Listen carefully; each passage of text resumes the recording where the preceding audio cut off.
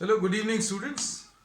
Today in 11th class physics, we are starting numericals based on friction. Friction पर based अभी हम लोग numericals लेंगे. आज का पहला question will be reading out the statement of the problem, है ना. अब इसमें देखो, a block of mass 2 kg slides down an inclined plane which makes an angle of 30 degrees. एक ब्लॉक है बच्चों, और ये एक इंक्लाइन प्लेन पर रखा हुआ है. The angle which the incline plane is making with the horizontal is 30 degrees. The coefficient of friction between the block, the coefficient of friction between the block and the incline plane, ये दिया हुआ है. ये दिया हुआ बच्चों √3/2.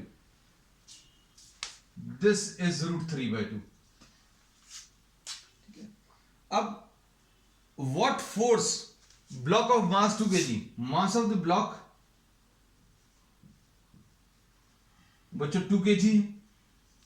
अब इसमें इन्होंने बोला calculate the force which must be applied so that it moves down the plane. Find the force to be applied such that दो part, the block slides down the plane with constant velocity, या फिर without acceleration, ऐसा लिख लें. और second part, the block slides up the plane. दो part से बच्चों, ब्लॉक जो है ऊपर की तरफ स्लाइड कर रहा है with constant velocity. Constant velocity लिख सकते हैं या फिर विदाउट एक्सेलरेशन लिख सकते हैं. तो ये दो क्वेश्चंस है बच्चों इसमें. These are 2 questions. अब इसमें बच्चों देखना ध्यान से, ये ब्लॉक का जो मास दिया है वो कितना दिया है. This is given equal to 2 kg. ठीक है.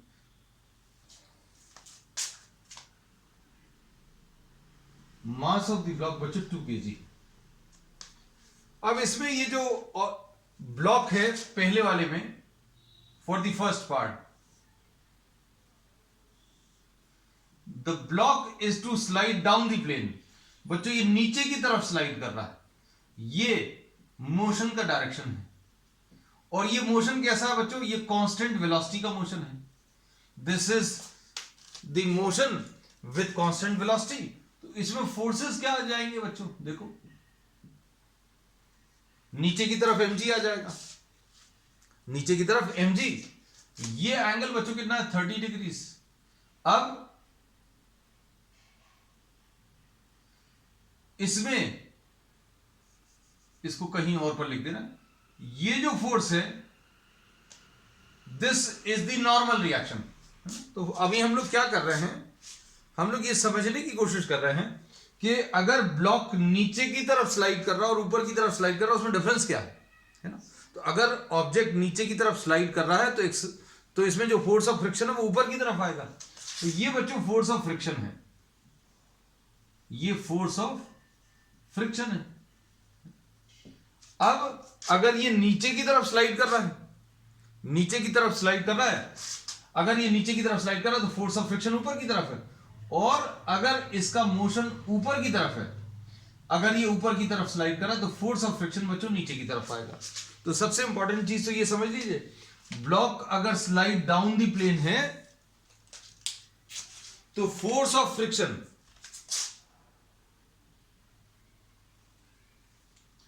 फोर्स ऑफ फ्रिक्शन जो है वो कैसा आएगा, अपवर्ड्स आएगा. है ना, ये सॉल्यूशन में नहीं है, क्वेश्चन में नहीं है बच्चों, ये सॉल्यूशन में है ना. अगर block slides up the plane है तो फ्रिक्शन जो है डाउनवर्ड आएगा। अब चूंकि ये सोल्यूशन वाला पार्ट है इसलिए अभी हमने रेड कलर में लिख दिया अलग से कि फ्रिक्शन सबसे इंपॉर्टेंट चीज जो है वो फ्रिक्शन है। अब फोर्स का डायरेक्शन भी अभी हम लोग ड्रॉ करेंगे। फोर्स अभी हम लोगों ने दिया नहीं है, डायरेक्शन अभी हम लोग मार्क करेंगे। You have to find out the force. Force अभी हम लोग को कैलकुलेट करना है which should be applied on the object so that this object is moving with constant velocity से। कांस्टेंट वेलोसिटी से नीचे की तरफ मूव करे और कांस्टेंट वेलोसिटी से ऊपर की तरफ, दो पार्ट्स हैं बच्चों, है ना। तो अगर ये नीचे की तरफ स्लाइड कर रहा है, ऑब्जेक्ट स्लाइडिंग डाउनवर्ड्स, तो फोर्सेस कौन कौन से आएंगे ये अभी हम लोगों ने मार्क कर दिए। एक तो mg आएगा, एक नॉर्मल रिएक्शन आएगा। फोर्सेस बच्चों, फोर्सेस इसमें mg आ गया, n जो है नॉर्मल रिएक्शन आ गया, है ना, और इसके बाद F जो है फोर्स ऑफ फ्रिक्शन आ गया। तो ये तीन फोर्सेस हैं। अभी एक फोर्स और निकालना है, इसके बारे में तो अभी हम लोगों ने बात ही नहीं की है। अभी हम लोग इसको ड्रॉ करेंगे। We have not drawn this. अब सुनना बच्चों ध्यान से। अब इसमें अभी हम लोग ये कहते हैं कि ये अगर अभी हम लोगों ने नॉर्मल लाइन है, ये परपेंडिकुलर लाइन है, तो अभी हम लोगों ने ये पहले भी डिस्कस किया है कि अगर दो लाइंस के बीच में एंगल अगर 30 डिग्रीज है तो इसके परपेंडिकुलर लाइंस के बीच में भी एंगल 30 डिग्रीज आएगा। तो ये एक लाइन हो गई हॉरिजॉन्टल, तो इसके परपेंडिकुलर ये वाली लाइन आ जाएगी। फिर उसके बाद दूसरी लाइन, ये 30 डिग्रीज के लिए इन दोनों के बीच में एंगल 30 डिग्रीज है, तो इसके परपेंडिकुलर ये वाली लाइन और इसके परपेंडिकुलर बच्चों ये वाली लाइन आ गई। ऐसा मार्क करिए, ये डॉट और डबल लाइन के बीच में 30, डॉट और डबल लाइन के बीच में ये भी एंगल 30 डिग्रीज। अब देखो इसको अब हम लोग क्या करेंगे, इस mg को दो पार्ट्स में ब्रेक करेंगे। एक mg cos 30 आ गया और नीचे की तरफ बच्चों mg sin 30। तो ये अभी हमने स्टार्टिंग से, इस चैप्टर के स्टार्टिंग में इनफैक्ट न्यूटन्स लॉ से बताया हुआ है कि जो फोर्स ऑब्जेक्ट को नीचे की तरफ ले जाने की कोशिश करता है वो क्या है, mg sin थीटा होता है ना। तो ये mg sin थीटा आ गया बच्चों, है? तो अब इसमें अब हम लोग क्या बोल सकते हैं, अब हमें ये चेक करना है इन दोनों में से कौन सा फोर्स बड़ा है ना। कौन सा वाला, mg sin 30 निकालने। फोर्स एक्टिंग डाउनवर्ड्स, ये कितना है, mg sin थीटा, है ना। तो m कितना है बच्चों, तो m अभी हमें मालूम है 2 है, g की वैल्यू 10 है और sin थीटा यानी sin 30 डिग्रीज, है ना। तो mg sin 30 ये कितना आ जाएगा, 2 इंटू 10 इंटू 1/2, तो ये बच्चों 10 आ गया। तो नीचे की तरफ जो फोर्स काम कर रहा है वो कितना काम कर रहा है बच्चों, 10 काम कर रहा है। अब फोर्स ऑफ फ्रिक्शन ऊपर क्यों है ये याद रखना, क्योंकि ऑब्जेक्ट नीचे की तरफ स्लाइड कर रहा है। ऑब्जेक्ट अगर नीचे की तरफ स्लाइड कर रहा है बच्चों, नीचे की तरफ स्लाइड कर रहा है तो फ्रिक्शन कहां की तरफ, ऊपर की तरफ काम करेगा। तो ये तो अभी हमने ड्रॉ कर लिया। अब इसके बाद फोर्स ऑफ फ्रिक्शन निकाल लो। फोर्स एक्टिंग अपवर्ड, ये फोर्स ऑफ फ्रिक्शन बच्चों ये कितना आ जाएगा, F will be equal to mu into n, है ना। अब n किसके बराबर है, तो n बच्चों mg cos 30 के बराबर, n जो है mg cos 30 के बराबर है। m कितना है इसमें, 2 है, g की वैल्यू 10 है और cos 30 की वैल्यू √3/2। तो ये कितना आ जाएगा बच्चों, ये सॉल्व करने पर ये 10√3 आ जाएगा, है ना। ये 10√3 आ गया। अब इसमें म्यू की वैल्यू अभी हम लोग मालूम है, म्यू की वैल्यू √3/2 है और n की वैल्यू कितनी है बच्चों, 10√3 है ना। तो अब इसमें ये कितना आ जाएगा, 2 5 3 √3 इंटू √3 3 आ जाएगा, ये 15 आ जाएगा। तो बच्चों फोर्स ऑफ फ्रिक्शन, जो मैक्सिमम फोर्स ऑफ फ्रिक्शन ऊपर की तरफ काम कर रहा है वो 15 न्यूटन है ना। ये वाला बच्चों फोर्स, अब अच्छे समझना इस चीज को कि ये ऊपर की तरफ जो फोर्स ऑफ फ्रिक्शन काम कर रहा है वो कितना, 15 न्यूटन है और जो नीचे की तरफ स्लाइड कराने की कोशिश कर रहा है वो 10 न्यूटन है ना? तो ये मैक्सिमम फोर्स ऑफ फ्रिक्शन है बच्चों। तो हम लोग क्या बोलेंगे, हमें जो फोर्स लगाना पड़ेगा वो नीचे की तरफ लगाना पड़ेगा। तो ये अब हम लोगों ने एफ का डायरेक्शन मार्क कर दिया। ये एफ का डायरेक्शन नीचे की तरफ क्यों मार्क किया, क्योंकि अभी हमने बोला ये जो मैक्सिमम फोर्स ऑफ फ्रिक्शन है इन दोनों सरफेसेस के बीच में वो कितना है, 15 न्यूटन है, और नीचे की तरफ जो स्लाइड करने की कोशिश कर रहा है वो कितना है, 10 न्यूटन। अब नीचे की तरफ चलाने वाला फोर्स बच्चों 10 न्यूटन है, और फोर्स ऑफ फ्रिक्शन जो मैक्सिमम आ सकता है वो कितना है, 15 न्यूटन है ना। तो अब हम लोगों को क्या करना पड़ेगा बच्चों, हम लोगों को नीचे की तरफ एक फोर्स अप्लाई करना पड़ेगा, है ना। तो अब हम लोग इसमें ये बोलते हैं, since the force of friction is greater than mg sin theta, mg sin theta नीचे की तरफ, फोर्स ऑफ फ्रिक्शन ऊपर की तरफ है, therefore F is to be applied, अब इसको ऊपर लिख दे रहे हैं बच्चों, है ना, F is to be applied downwards, है ना। ये चीज अभी हम आपको बता चुके हैं, लेकिन हम चाह रहे थे कि स्टेटमेंट फॉर्म में भी इसको लिख दें, तो स्टेटमेंट फॉर्म में हम यहां पर लिख दे रहे हैं। हम इसको कलर चेंज करके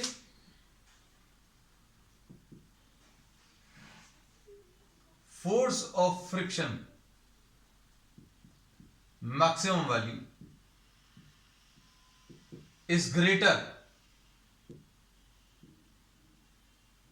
ये 15 न्यूटन है बच्चों, then mg sin theta which is 10 newton, therefore F is to be applied downwards। F आपको कैसा लगाना पड़ेगा बच्चों, नीचे की तरफ लगाना पड़ेगा।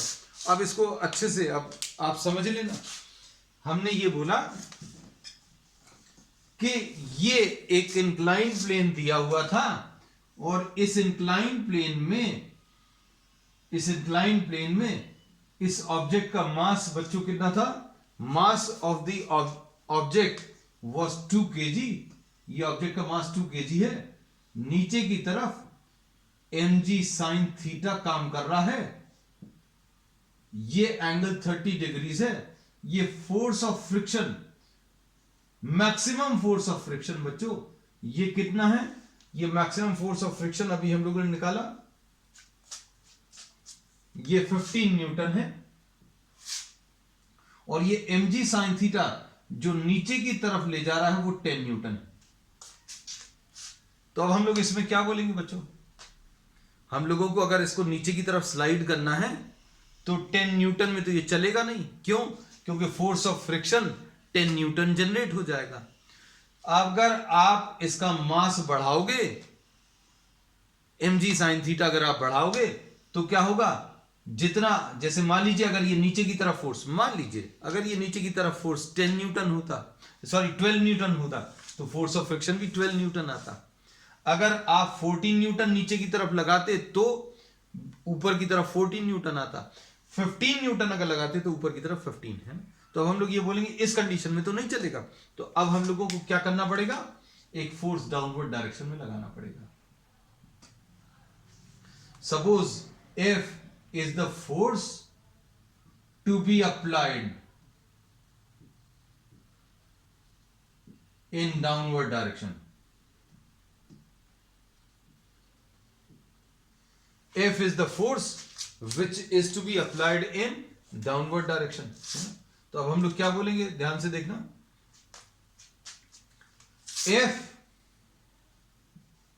F plus 10 will be equal to what, 15, है ना। अब F की वैल्यू कितनी आ जाएगी, 5 न्यूटन। तो नीचे की तरफ अगर आपको इसको कांस्टेंट वेलोसिटी से चलाना है तो आपको कितना फोर्स लगाना पड़ेगा, आपको 5 न्यूटन फोर्स लगाना पड़ेगा। ठीक है, ये क्लियर हो गया। अब इसमें सेकेंड पार्ट, अब इसी ऑब्जेक्ट को ऊपर की तरफ चलाना है। ऊपर की तरफ चलाने में फ्रिक्शन कहां की तरफ काम करेगा, अगर किसी ऑब्जेक्ट को ऊपर की तरफ चलाओगे तो फ्रिक्शन नीचे की तरफ काम करेगा। अब हम लोग इस कंडीशन को भी सॉल्व करेंगे। ये थोड़ा सा और इजी रहेगा क्योंकि इसमें हम लोग सोचकर इस पहले पार्ट में थोड़ा सा ट्रिकी पार्ट ये है first part of the question में कि अभी हमें ये नहीं पता कि ऑब्जेक्ट ऑलरेडी स्लाइड कर रहा है या स्लाइड करने ही वाला है या इसमें कुछ एक्स्ट्रा फोर्स लगाना पड़ेगा नीचे की तरफ। कई बार ऐसा होता है कि ऑब्जेक्ट एक्सेलरेट कर रहा है, हमें उसको रोकना है। रोकना क्यों है? क्योंकि एक्सेलरेशन 0 चाहिए। अगर नीचे की तरफ फोर्स आ रहा है तो अभी हमें ऊपर की तरफ फोर्स लगाना पड़ेगा। अगर नीचे की तरफ फोर्स ज्यादा है, वो ऑलरेडी चल रहा है, एक्सेलरेशन के साथ चल रहा है, तो अभी हमें ऊपर की तरफ फोर्स, तो अभी हम लोग मालूम नहीं है। तो इसके लिए अभी हम लोगों ने क्या किया था, फर्स्ट पार्ट में थोड़े से कैलकुलेशंस किए थे पहले। और थोड़े से कैलकुलेशंस कैसे किए थे बच्चों? इसमें हमने बोला था कि mg के 2 पार्ट्स आ जाएंगे। क्या आ जाएंगे? mg cos 30 और ये वाला बच्चों कितना आ गया? mg sin 30। फिर ये वाला फोर्स ऑफ फ्रिक्शन, चूंकि ये नीचे की तरफ स्लाइड कर रहा है इसलिए फोर्स ऑफ फ्रिक्शन ऊपर की तरफ आएगा। फिर हमने क्या किया, इसकी वैल्यू निकाली।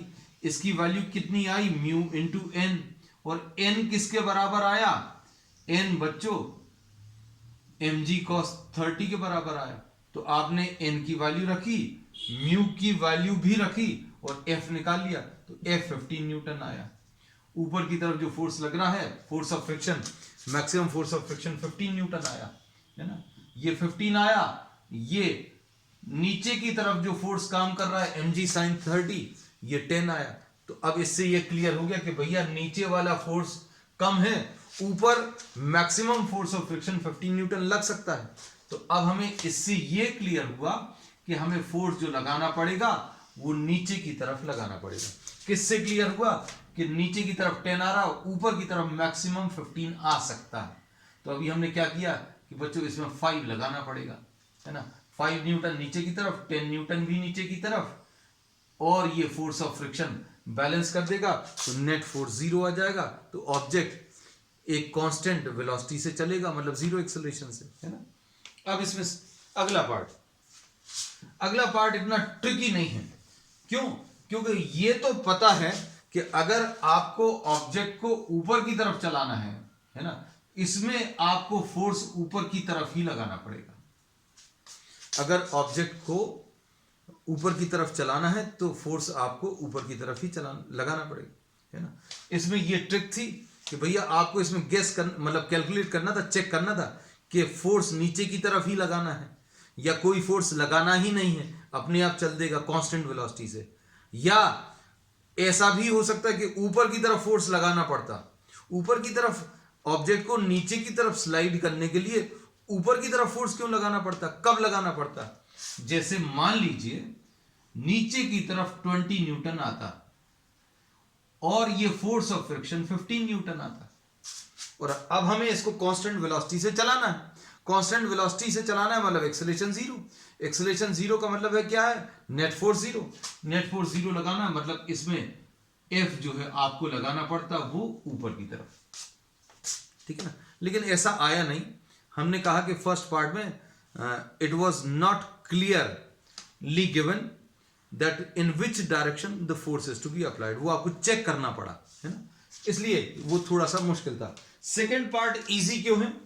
क्योंकि इसमें ये चीज एकदम परफेक्टली क्लियर है कि अगर आपको ऑब्जेक्ट को ऊपर की तरफ चलाना है तो आप नीचे की तरफ फोर्स लगा के आप ऊपर की तरफ नहीं चला सकते। You will have to apply the force in upward direction. अब देखो इसमें फोर्सेस कौन से आएंगे? मोशन ऑफ द ब्लॉक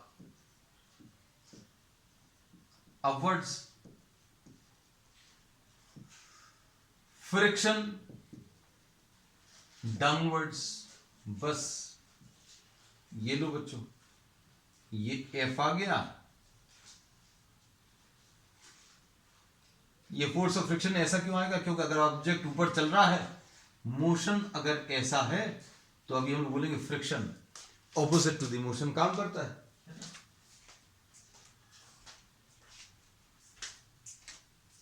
अब इसमें देखो ये mg आ गया बच्चों,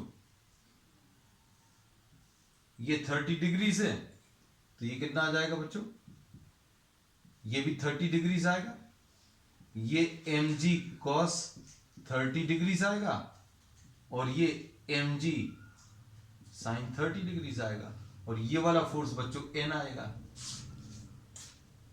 बस सारे फोर्सेस बन गए। ये F किसके बराबर आएगा, ये तो कैलकुलेट करना है। F किसके बराबर आएगा, F प्लस mg sin 30, और F किसके बराबर आएगा बच्चों, म्यू इंटू n के बराबर आएगा। F का तो फॉर्मूला ही होता है म्यू इंटू n। उसके बाद क्या करेंगे बच्चों,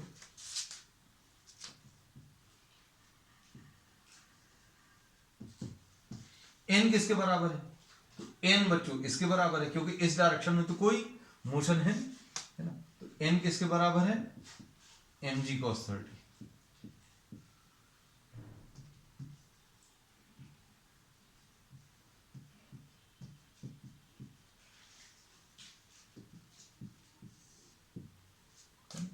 अब इसमें सारी वैल्यूज रख लीजिए। म्यू कितना है, √3/2। m कितना है बच्चों, 2 है। g की वैल्यू 10 है, ये √3/2 है। प्लस m कितना है, m की वैल्यू 2 है, ये 10 है, ये 1/2 है। अब इसमें सिंप्लीफाई कर लो बच्चों, इसको कितना आ जाएगा, ये 2 और 2 कैंसिल होगा, है ना, 2 5 √3 इंटू √3, 3 आ जाएगा, तो 5 इंटू 3 15 आ गया, 15 प्लस 10 ये 25 न्यूटन। तो इसी ब्लॉक को नीचे की तरफ चलाना है तो 5 न्यूटन नीचे की तरफ लगाना पड़ेगा। इसी ब्लॉक को अगर ऊपर की तरफ चलाना है तो हमें 25 न्यूटन लगाना पड़ेगा। इसको F डैश लिख दे रहे हैं, so F dash will be equal to 25 newton. So this was a good question कि अगर ऑब्जेक्ट को नीचे की तरफ स्लाइड करना है तो कितना फोर्स लगाना पड़ेगा, ऊपर की तरफ अगर ले जाना है, ये प्रैक्टिकल एक्सपीरियंस से भी मालूम है कि किसी ऑब्जेक्ट को अगर डाउन द प्लेन पुश करना है तो कम फोर्स लगेगा, और ऊपर की तरफ खींचना है इंक्लाइन प्लेन पर। इमेजिन करो बच्चों, सारी चीजें भी आप बता सकते हो, है ना। ऊपर की तरफ अगर खींचना है तो आपको ज्यादा फोर्स लगेगा। अब इसमें चलो नेक्स्ट एक और प्रैक्टिकल क्वेश्चन अभी हम लोग ले रहे हैं, है ना। ये सारे बच्चों प्रैक्टिकली मतलब आम जिंदगी के प्रॉब्लम्स हैं, है ना। इनको नंबर्स जरूर अभी हम लोगों ने दे दिए हैं just to understand the concepts.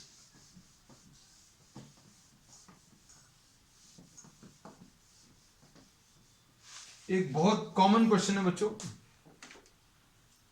कीड़े वाला, एक इंसेक्ट वाला।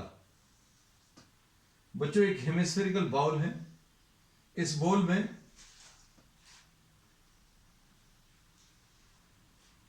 एक इंसेक्ट यहां से चलना शुरू कर रहा है,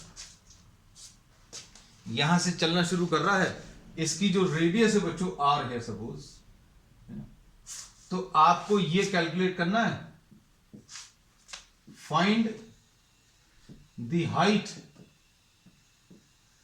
to which the insect can climb without slipping, और कोएफिशिएंट ऑफ फ्रिक्शन बच्चों इसमें म्यू है ना। क्वेश्चन क्लियर है। ये तो बहुत, ये भी एक प्रैक्टिकल प्रॉब्लम है। किसी बोल में, हेमिस्फेरिकल बोल में एक इंसेक्ट गिर गया है and the insect is trying to climb, तो ये कहीं पर जाकर स्लिप करने की टेंडेंसी, कभी बाहर नहीं निकलेगा, स्लिप करने की टेंडेंसी है। तो अब हम लोग इसको बच्चों फिजिक्स की मदद से सॉल्व कर सकते हैं। कैसे? अब हम लोग इसमें क्या करेंगे बच्चों, suppose the insect is able to climb up to this point, है ना।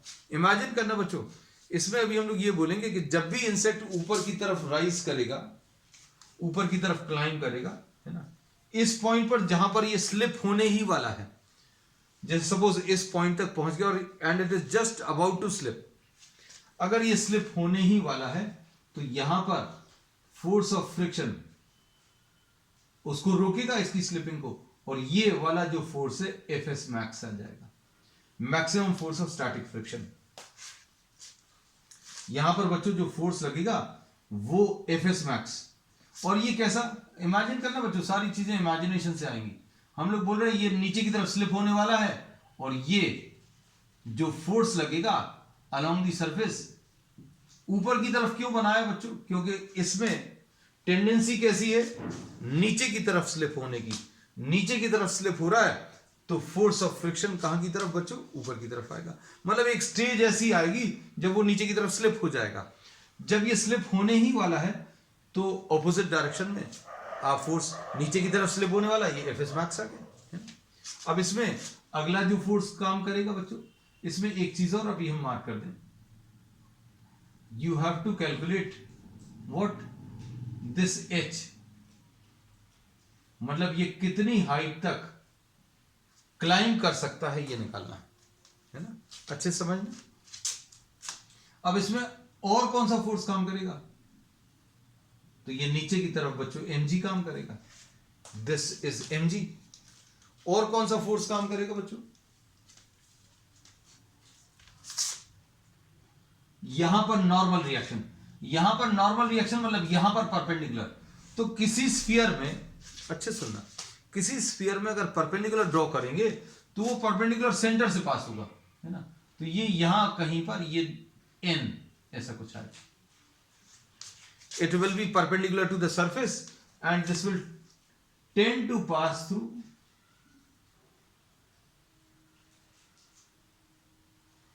the center। ये बच्चों अभी हम लोगों ने n मार्क कर लिया।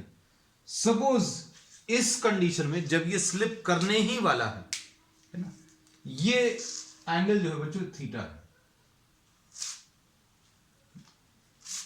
अब देखना, इस लाइन को अभी हम लोग आगे बढ़ा दें, ये दो पैरेलल लाइंस हैं, ये ट्रांसवर्सल है, तो ये एंगल भी बच्चों थीटा आ जाएगा। अब इसके दो कंपोनेंट्स लेंगे, कंपोनेंट्स बच्चों किसके निकालने रहते हैं, ये बच्चों को बड़ा कंफ्यूजन रहता है। हम लोग कहते हैं आपको एक्स और वाई एक्सेस सिलेक्ट करने हैं, ये अच्छे समझना, ये आपको जनरली किसी भी किताब में इससे रिलेटेड कॉन्सेप्ट्स नहीं दिए कि किसको एक्स एक्सिस किसको वाई एक्सिस बने, इट इज नेवर स्पेसिफाइड। तो अभी हम लोग ये कहते हैं बच्चों कंपोनेंट्स किसके निकालते हैं, ऐसे फोर्स के कंपोनेंट्स निकालते हैं जो एक्सिस पर लाई नहीं कर रहा, है ना। अब हम लोगों को क्या दिया है, सपोज फॉर एग्जांपल अगर कुछ ऐसे फोर्सेस दिए हुए हैं, है ना, ये ऐसे कुछ फोर्सेस हैं, है ना, दीज आर दी फोर्सेस। तो बच्चों जो एक्स एक्सिस और वाई एक्सिस पर हैं तो उनका कंपोनेंट निकालने की जरूरत नहीं, इनके कंपोनेंट्स निकालते हैं। We try to find out the components of those forces which are not lying on the axis, है ना। मतलब अभी हम लोग इसका कंपोनेंट निकालेंगे, इसका एक्स एक्सिस पर कंपोनेंट और वाई एक्सिस पर कंपोनेंट, ये दोनों कंपोनेंट्स अभी हम लोग निकालते हैं, है ना। तो अब आप एक्स और वाई एक्सिस ऐसी सिलेक्ट कर लो कि आपको ज्यादा मेहनत नहीं करनी पड़े। अगर आप इसमें इसको एक्स एक्सिस, अच्छे सुनना, इसको एक्स एक्सिस और इसको वाई एक्सिस ले लेते तो क्या होता बच्चों, सिर्फ एक ही फोर्स एक्सिस पर आता, एक ही कौन सा फोर्स mg एक्सिस पर आता, मतलब आपको इसके और इसके कंपोनेंट्स निकालने पड़ते। हमने क्या किया, एक्स और वाई एक्सिस ऐसी ले ली। अब देखो बच्चों, ये वाली एक्स एक्सिस और ये वाली वाई एक्सिस, मतलब कौन सी वाली, एफ एस मैक्स वाली, इसको एक्स एक्सिस ले लिया, और एन वाला इसको वाई एक्सिस ले लिया। अगर आपने इनको एक्स और वाई एक्सिस ले लिया है, थोड़ा सा अच्छे से बना दें,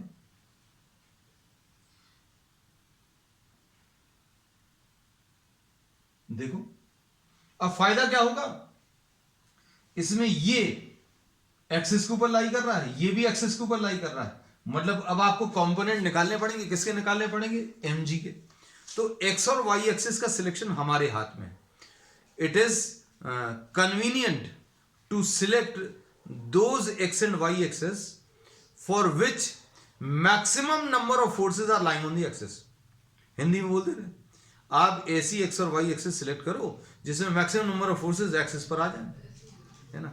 तो क्या होगा, ज्यादा से ज्यादा फोर्सेज एक्सिस और वाई एक्सिस पर आ गई, मतलब अब आपको mg अकेले के कंपोनेंट्स निकालने पड़ेंगे। अब mg अकेले के कंपोनेंट्स अगर निकालने हैं तो mg का कंपोनेंट्स क्या आ जाएंगे बच्चों, ये आ जाएगा mg cos थीटा और नीचे की तरफ ये आ जाएगा mg sin थीटा। बस काम खत्म हो गया। अब mg cos थीटा इसको बैलेंस करेगा, fs max mg sin theta को बैलेंस करेगा, है ना। अब क्या लिख सकते हैं बच्चों, fs max will be equal to mg sin theta और n किसके बराबर आ जाएगा,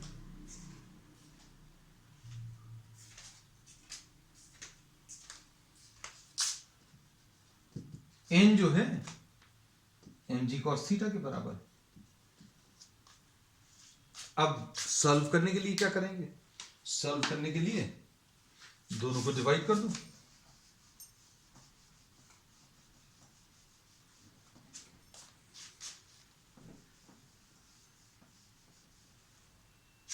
fs max